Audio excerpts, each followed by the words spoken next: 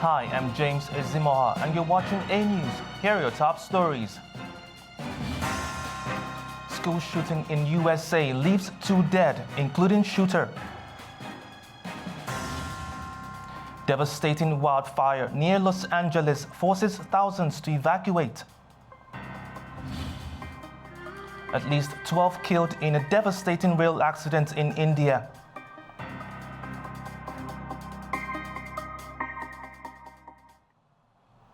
A 17-year-old student opened fire at Antioch High School in Nashville, killing a 16-year-old and injuring another before taking his own life, local officials said. The shooter opened fire in a school cafeteria, tragically killing a 16-year-old and injuring a 17-year-old male student who was later discharged from the hospital. Police are working to determine the motive behind the attack. We had a male student of 17 years old that rode the bus this morning to Antioch High School. During the course of the morning, this individual made his way to the cafeteria where he then confronted a 16-year-old, that we identified as a female Hispanic student, fired, striking her. She is deceased. There is another male, 17-year-old young man that was wounded with a graze wound. U.S. President Donald Trump issued another set of executive orders to tighten border security and accelerate deportations of immigrants.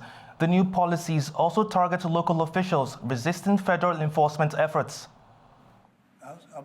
On his third day in office, U.S. President Donald Trump signed executive orders to significantly strengthen the country's immigration policies. A key part of the new orders is suspending the entry of migrants from the southern border, citing an invasion. The Trump administration plans aggressive action to deport migrants, bypassing overloaded immigration courts and quickly removing those who have been in the U.S. for under 2 years without judicial hearings. Trump's team has also fired top officials at the immigration courts, further speeding up the process. However, the enforcement mechanisms and logistics for halting border crossings are not fully clear at this time. White House spokesperson Caroline Leavitt emphasized that ports of entry would remain open for asylum seekers, with President Trump focusing his efforts on shutting down illegal crossings between those points. Trump is also targeting local governments, ordering the Department of Justice to investigate and potentially charge officials in sanctuary cities who refuse to cooperate with federal immigration laws. This crackdown is set to escalate tensions with cities like New York and Chicago, where local policies limit federal immigration enforcement. The administration has also dispatched additional military troops to the border in an effort to bolster enforcement. This broader crackdown on immigration is part of a continued series of executive actions, including the termination of guidelines from the Biden administration that had limited arrests near sensitive locations like schools and churches. These efforts come as the public remains divided.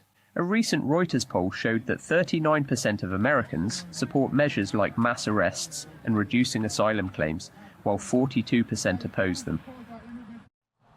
Thousands of migrants from South and Central America are stranded at the border between Mexico and U.S. following a series of executive orders by President Donald Trump. One of these orders included suspending an app that allowed migrants to apply for asylum at the border. As Donald Trump was sworn into office on January 20th, thousands of migrants in Mexico were left stranded as their CBP-1 appointments were cancelled. The application was used by migrants to secure legal entry into the U.S. The move, part of a broader crackdown on immigration, has left many fearful for their safety, with reports of violence and extortion against migrants growing. In Ciudad Juarez, a Honduran migrant was attacked just hours after Trump's speech.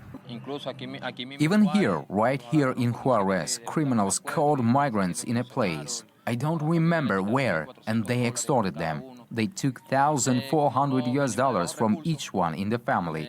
So as we have limited resources, it's an amount. They ask for a lot. So some have been injured, others did not make it, others have disappeared, and others have had the opportunity and the privilege to be able to hand the money.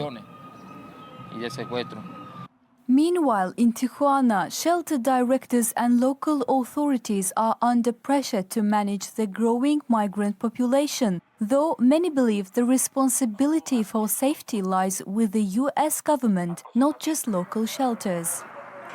As the USA reinstates the Remain in Mexico program, migrants are now weighing difficult choices, with many considering returning to their home countries or seeking alternative routes to the US. My plan A is to wait for a new app or asylum application to come out so I can enter legally.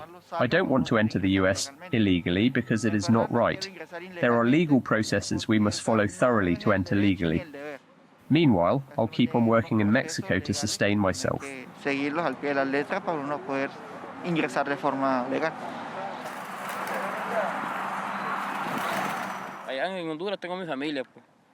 My family is back in Honduras. I've got no one here. I suffer because my family is far away. I go sometimes without eating. I was here because I wanted to cross to the United States, but since the CBP-1 application was cancelled, I have nothing to do here. Now I'm going to work for a couple of weeks to return to Honduras. Meanwhile, Texan authorities have expanded a buoy barrier along the Rio Grande. The installation of these buoys, which now extend over a kilometer, aims to block crossings, further complicating the situation for those seeking asylum. UN agencies have reacted with regret to US President Donald Trump's decision to withdraw from the World Health Organization and the Paris Agreement on Climate Change. WHO spokesperson underscored the agency's crucial role in protecting the health and security of people around the world. He stressed that the agency is responsible for health emergencies in places people cannot reach. To withdraw from the organization. Building stronger health systems, including Americans, by addressing the root causes of disease, building stronger health systems, and detecting, preventing, and responding to health emergencies, including disease outbreaks, and often in dangerous places where others cannot go. For over 7 decades, WHO and the United States of America have saved countless lives and protected Americans and all people from health threats. Together, we ended smallpox, and together we have brought polio to the brink of eradication. American institutions have contributed to and benefited from membership in WHO. A new wildfire that broke out north of Los Angeles on Wednesday rapidly spread to more than 38 square kilometers. It was fueled by strong winds and dry bush, forcing mandatory evacuation orders for more than 30,000 people.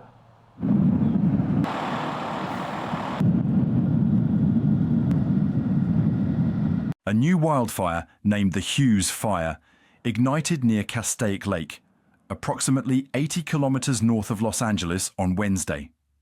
Fueled by strong winds and dry conditions, the fire rapidly expanded to over 38 square kilometers, prompting mandatory evacuation orders for more than 31,000 residents and evacuation warnings for an additional 23,000 people. The fire has led to the temporary closure of parts of Interstate 5, a major north-south highway, due to poor visibility from smoke. Firefighters have managed to suppress enough of the fire to reopen the highway, but conditions remain under close watch. This new blaze has further strained firefighting resources, as crews have been working to contain 2 other significant fires in the Los Angeles area.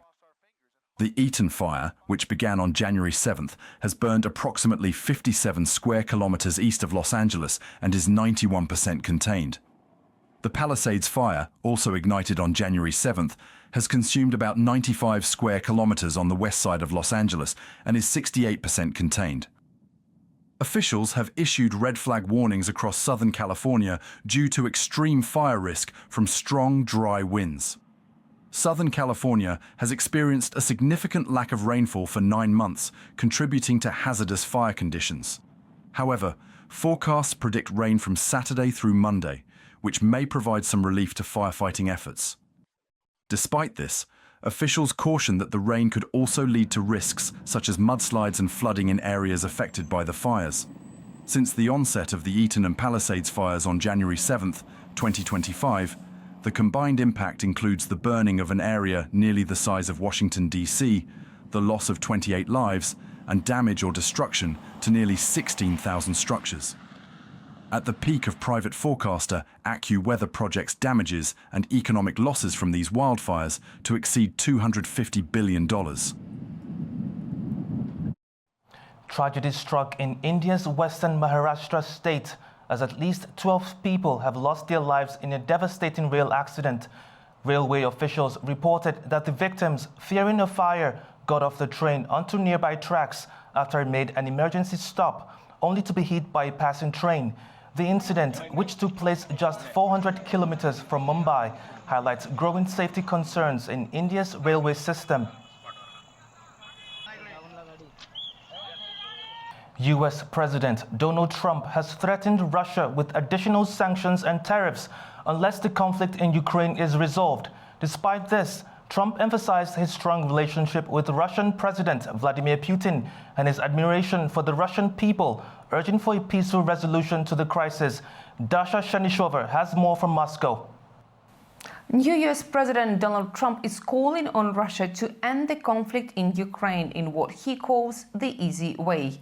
He says it is time to make a deal and urged against more lives being lost. Without a deal, President Trump said Washington will resort to high levels of taxes, tariffs, and sanctions on anything being sold by Russia to the United States and various other participating countries.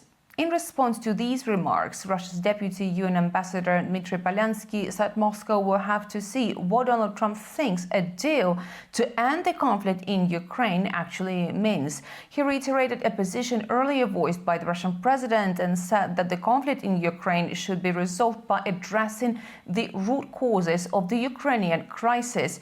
Polyansky said President Trump is not responsible for what the US has been doing in Ukraine since 2014, making it the so-called anti-Russia and preparing it to fight with Moscow. But the diplomat said that it is in the US president's power now to stop this policy. Before taking office, Donald Trump had repeatedly said that he could end the conflict in Ukraine in one day if he was elected. Moscow said it was willing to look at concrete peace proposals. Russian President Vladimir Putin also said that Moscow was open for dialogue with the United States on a wide geopolitical and security agenda, as well as the conflict in Ukraine. Russian Deputy Foreign Minister Sergei Ryabkov says that with Trump now in office, Russia-US ties are likely to see a period of uncertainty, although he also said that compared to the hopelessness in every aspect of the previous White House administration, there is a window of opportunity, although a small one. Trump also said on Wednesday that he was not looking to hurt Russia and always had a good relationship with President Putin. He also said that by settling now, he was, quote, going to do Russia, whose economy is failing, and President Putin a very big favor. In Moscow, Putin held an economic meeting saying 2024 was successful for the Russian economy, with key macro indicators in the positive zone. Dasha Cherneshova in Moscow for A News. The Ukrainian leader will be hoping that President Trump's warning of major new sanctions on Russia will help bring Moscow to the negotiation table. Volodymyr Zelensky has called for pressure to be applied on Russia by Western allies to bring about a swift end to the war. Roskalin reports from Kyiv. Well, President Trump issuing this warning to President Putin, a threat for the first time since Donald Trump returned to the White House on the 20th of January, saying that the Russian leader must stop this, quote, ridiculous war and sign a peace deal, and soon, or face the consequences of the imposition of massive sanctions, tariffs and taxes. Now, this is exactly the message that the Ukrainian President Volodymyr Zelensky wants to hear. He's been speaking this week at the World Economic Forum in Davos, and he has said that Ukraine and the United States are aligned. He has also been pushing European countries to spend more on defence. That's something that Donald Trump also wants to see.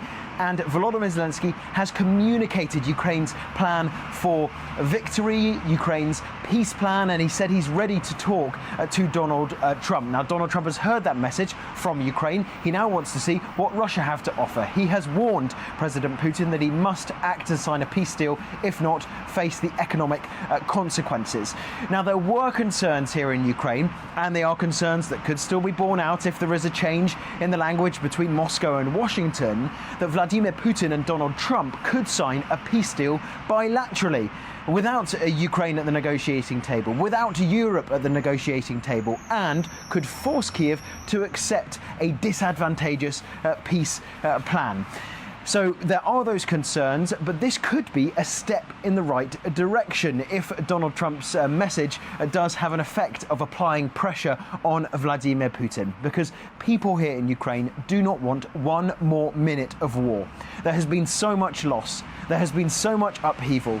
Millions of Ukrainians have fled abroad as refugees, that if there is the possibility of a peace plan, a just and fair peace, then that is something that would be welcomed warmly, but also cautiously here in the Ukrainian capital. Ross Cullen for A News in Kiev.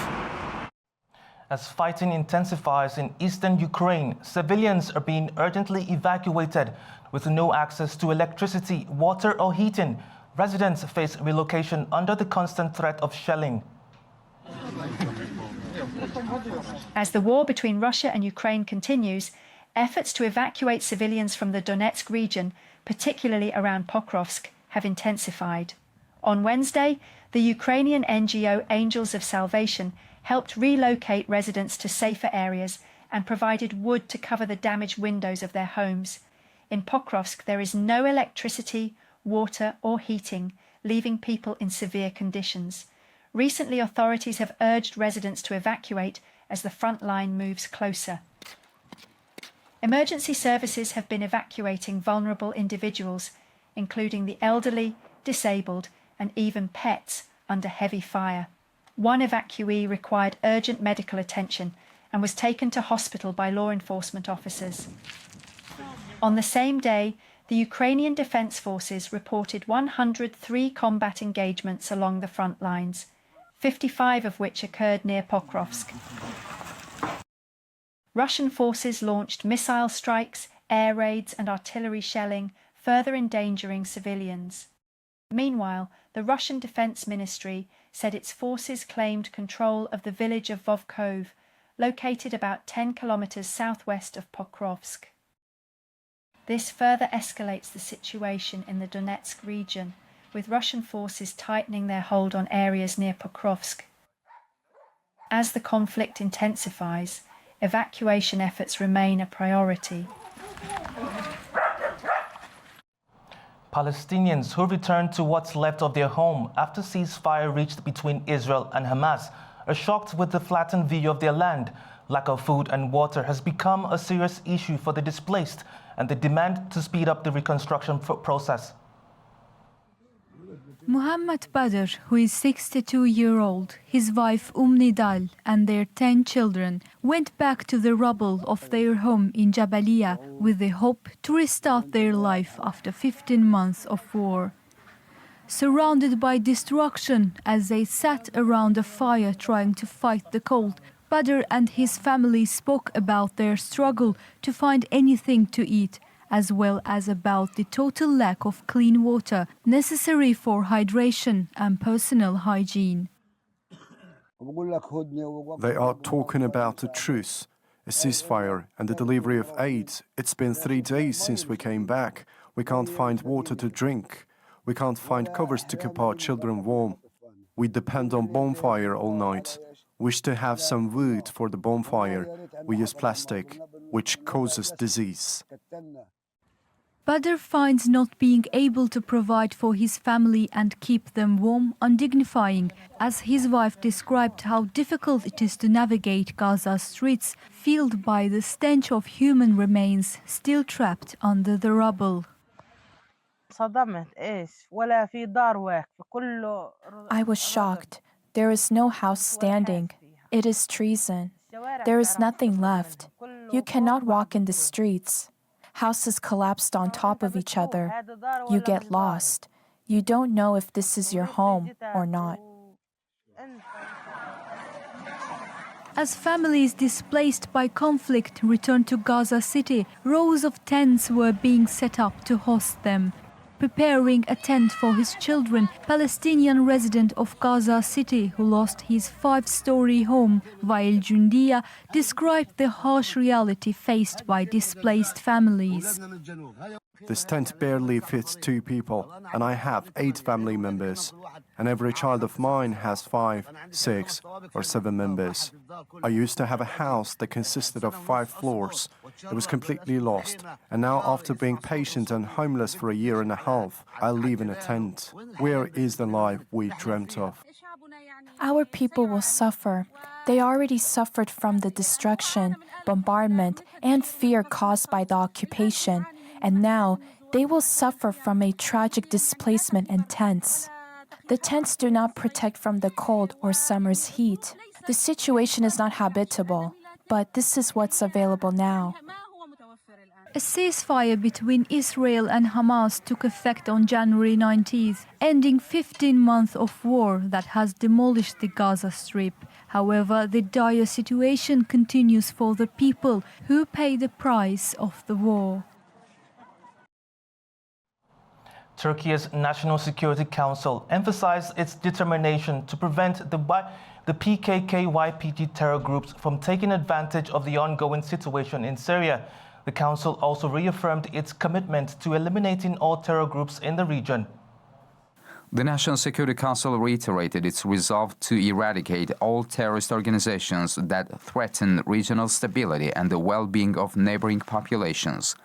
Turkey reaffirmed its full support for Syria's new administration, stressing the importance of maintaining the state's sovereignty, territorial integrity, and political unity. The Council also called for the protection of the fundamental rights and freedoms of all ethnic, religious, and sectarian groups in Syria. The Council urged that the ceasefire in Gaza be made permanent as a pathway to resolving the Palestinian issue. It also emphasized the importance of ensuring the delivery of humanitarian aid to Gaza in an uninterrupted and timely manner. Turkey also reiterated its dedication to promoting global peace and stability by focusing on conflict resolution in Africa, the Middle East, and the Balkans. Representatives of Reunion Island who were in Azerbaijan to participate in the conference Reunion's Independence, View on France's Colonial Legacy and Path to Sovereignty have been detained by French security forces. Reunion representatives have been detained at the Charles de Gaulle Airport in Paris, which they use for transit on their way back to their country. Media reports indicate that the French Special Services asked them numerous questions about the reasons for their visiting Azerbaijan, the details of the cooperation with the Baku Initiative Group, and the discussions held in Baku. They have been released after several hours in detention. TikTok users in the United States are currently waiting for a decision on whether the popular app will be allowed to operate or face a ban as negotiations continue. TikTok remained unavailable on the Apple and Google app stores on Wednesday, stuck in a legal limbo. President Trump recently delayed enforcing a ban on the Chinese-owned app by 75 days through an executive order, raising legal uncertainties. TikTok is back in service after a brief outage and thanked users for their patience. However, the app is still not available for download due to legal restrictions from Apple and Google, who may be waiting for further assurances before lifting the ban. So it looks like... Oh. It frozen? I don't know. Welcome back. Thank you for your patience and support. As a result of President Trump's efforts, TikTok is back in the U.S. You can continue to create, share, and discover all things you love on TikTok. For real? Does it look different? She's back! So this is the first thing I see. Discussions to sell TikTok continue, with President Donald Trump suggesting Elon Musk could be a potential buyer and suggesting the U.S. government take a partial stake. Are you open to Elon buying TikTok? I would be if he wanted to buy it, yeah. And on your inauguration, I'd like Larry to buy it too. I have the right to make a deal. So the deal I'm thinking about, Larry, let's negotiate in front of the media. The deal, I think, is this. and I've met with owners of TikTok, the big owners. It's worthless if it doesn't get a permit. It's not like, oh, you can take the U.S. The whole thing is worthless. With a permit, it's worth like $1 trillion. So what I'm thinking about saying to somebody is buy it and give half to the United States of America, half, and we'll give you the permit. And they'll have a great partner, the United States. A Chinese foreign ministry spokesperson highlighted TikTok's impact in the U.S., urging fair treatment for foreign businesses while emphasizing that corporate decisions should follow market principles and Chinese regulations. TikTok has been operating in the United States for many years and is deeply loved by American users.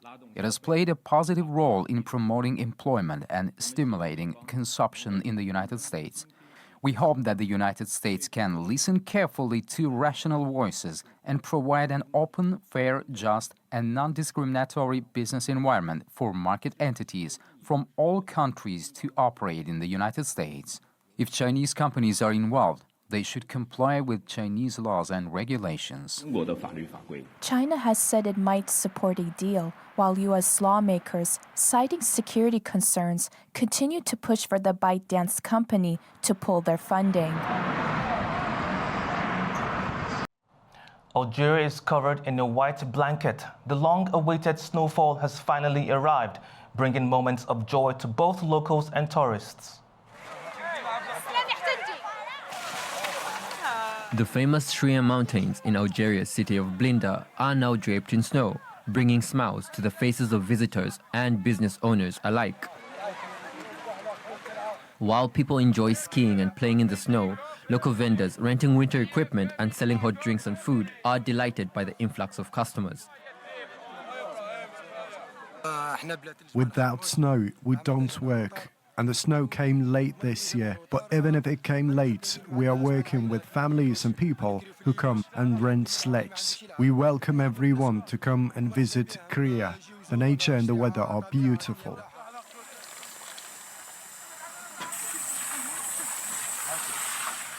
When it snows, it means that we will have a cold summer with lots of rain. And the second benefit is that people come up to the mountain, so we have work. The snowfall is especially vital for stall owners in the Shria Mountains, as their livelihood depends heavily on the flow of tourists during the winter season.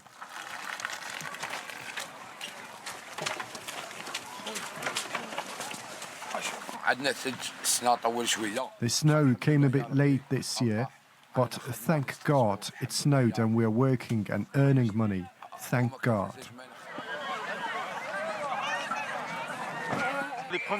This is the first snow. My children were very excited about it.